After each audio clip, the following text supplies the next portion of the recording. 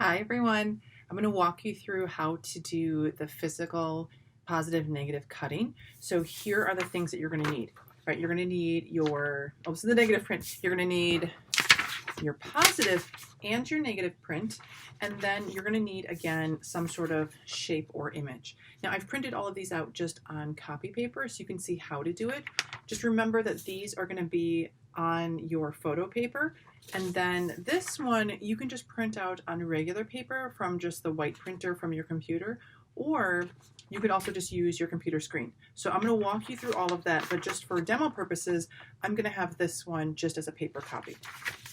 Okay, so I have these pieces, and this is the part that I want to show you. So I have my positive, I have my negative, and I have my image. Now, I just put this up against a window, and I laid this on top, and then I just took my red Sharpie, and I just traced this.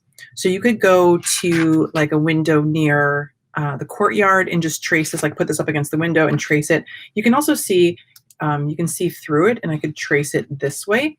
Or if I had this image here on my computer, I could just put my photo over the computer screen and then trace that shape. So any of those are some easy options for you.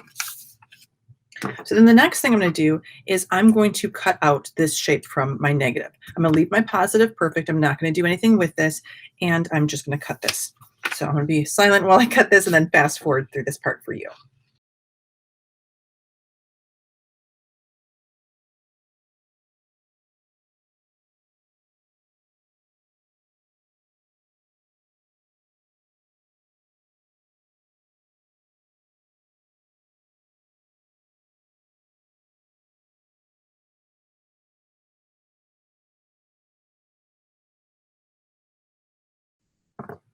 Okay, so I have my shape cut out. I want to be careful that, let's say I drew this shape in red Sharpie.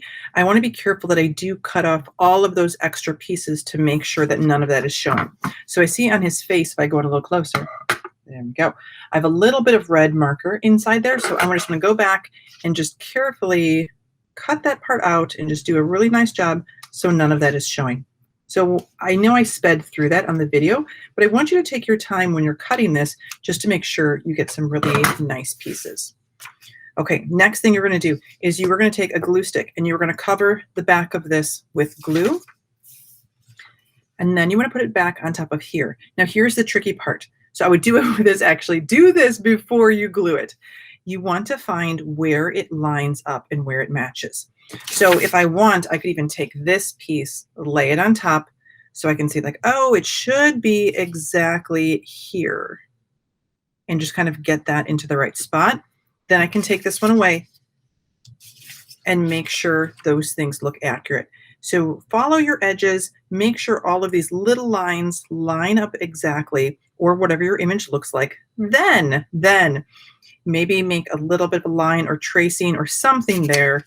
Glue the back of this, or glue a little edge right here, seal that down. Then you can flip this over, glue the rest of this, and push it back. You know, however works the best for you. But just make sure that this lines up perfectly in order to get exactly what you want. So I love how that looks. I love the idea of him blowing. He was blowing bubbles, right? But it looks like he could be blowing a dandelion. So I really like that.